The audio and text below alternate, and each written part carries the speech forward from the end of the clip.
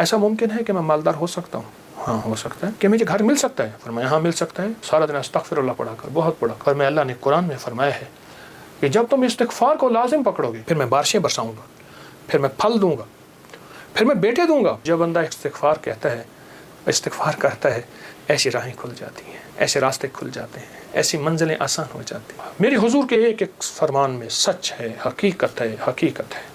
अगर ज़िंदगी के सबक में आगे बढ़ना है, कामयाबियाँ आगे आगे और सबकत ले जाना है, तो इन फरामीन पे अमल करें।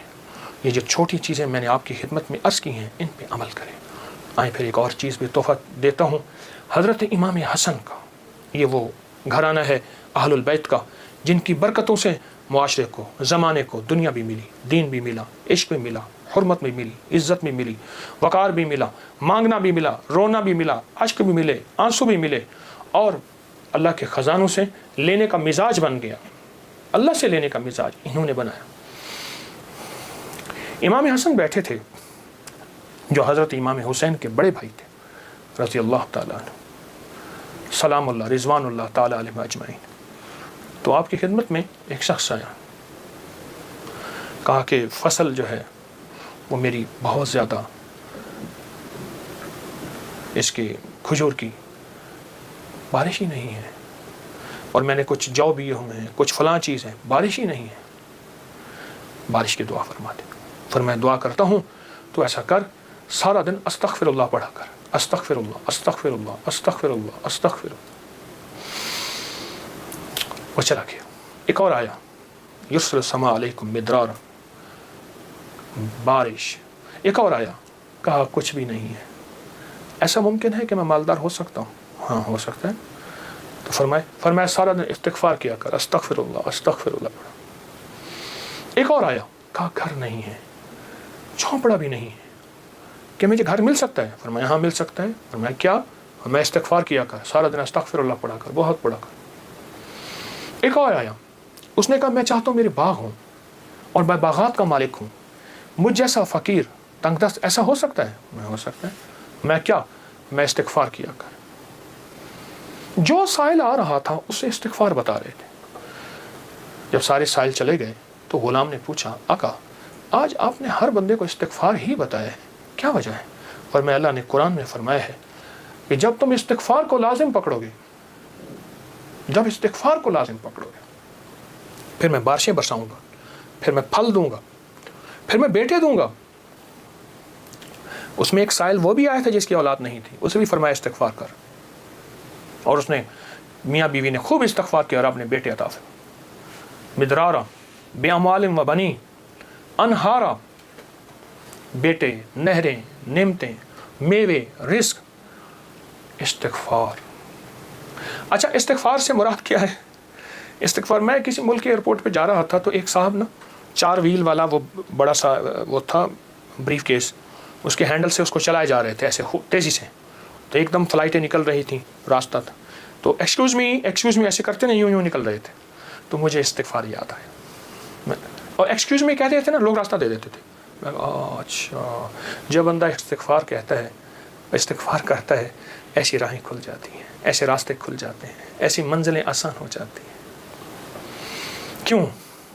फरमाया तुम सारे के सारे खताकार, आका का फरमान है, मफ़हूम है, और बेहतरीन खताकार वो है जो तौबा करने वाला। इस्तिगफार के माने ये है कि अल्लाह मैं एतराफ़ जुर्म करता हूँ, एतराफ़ जुर्म करता हूँ। हमारे यहाँ एक घर के करीब ना एक दूसरी गली में आरा मशीन थी, ये लकड़ियाँ काटने की, तो उसका एक ट्रैक्टर ड्राइवर था, पुराना रूसी ट्रैक्टर था जो बड़े बड़े तने उठाता था इसके दरख्तों के।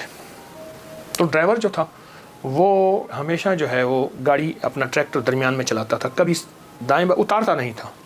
फिर लड़ाइयाँ भी हो जाती थी, झगड़े भी हो जाते थे, मार कुटाइयाँ भी हो जाती थी। वो ड्राइवर मैंने देखा हुआ, बेचारा एक हादसे में फौत हुआ। अच्छा उसके मिजाज में एक अजीब बात थी, वो ना जाते ही लड़ाई कर लेता था, झगड़े कर लेता था, कभी ट्रैक्टर का व्हील नीचे नहीं उतारता था। झगड़ा करने के बाद, सारा कुछ करने के बाद वहाँ पहुँचते अपनी कमीज़ उतारता था, पुलिस वालों को कहता था, थाने वालों को, या जहाँ कहीं उसको ले जाते थे इंसाफ के लिए या झगड़े को ख़त्म करने के लिए, कहते मुझे मारे, मैं मुजरिम हूँ। वो कहते बात क्या है? कह रहे मारे, मैं मुजरिम हूँ। अब वो कैसे मारे? बात तो सुने। अच्छा वो बात تھی ایسی کہ اس کو مار پڑنی تھی. جب وہ کہتا تھا مجھے مارے تو مار پڑتی ہی نہیں تھی. کیوں؟ اس نے آتے اعتراف جرم کیا. جو استغفار کرتا ہے وہ سارا دن جرم کا اعتراف کرتا ہے. مولا میری تنہائیاں بھی داغدار ہیں، میری آنکھیں، میرا دل، میرے جذبے، مولا میری دن رات سارے داغدار ہیں. مجھے اپنی پستی پہ شرم ہے، مجھے اپنی پستی پہ شرم ہے. تیری وسعتوں کا خیال ہے، پر اپنے دل کو میں کیا کروں، اس سے پھر بھی شوق وصال ہے. یاد میں تیری سب کو بھلا دوں، کوئی نہ مجھ کو یاد رہے. کچھ تجھ پہ سب گھر بار لٹا دوں، خانہ دل آباد رہے. نظر سے اپنی سب کو گرا دوں، فقط تجھ سے فریاد رہے. یار رہے یا رب تو میرا، اور میں تیرا یار رہوں. ہر وقت ذکر و فکر میں تیرے مست رہوں، سرشار رہوں. ہوش رہے نہ مجھ کو کسی کا، مگر میں تیرا ہوشیار رہوں. ہاں یہ استغفار ہے کہ مولا مجھ سے بڑا کوئی دنیا میں مجرم ہے ہی نہیں. میں نے اپنے جرم کا 100% اعتراف بھی کرتا ہوں، مجھ سے بڑا کوئی مجرم نہیں. جب بندہ اس جذبے پہ آتا ہے پھر اللہ کے خزانوں سے اس کے لیے حیرت انگیز برکت، رحمت، رزق، عزت، وسعت، عطا، شفقت اور رحمت کے دروازے کھلتے ہیں. تو یہ شہداء کی یادیں ہمیں مانگنا بھی دیتی ہیں، مانگنا بھی سکھاتی ہیں، اللہ کے خزانوں سے لینا بھی سکھاتی ہیں. اور یہ شہداء کی یادیں ہمیں بہت ایک راستے اور منزل دیتی ہیں. آئیں ہر سال، وہ کیا؟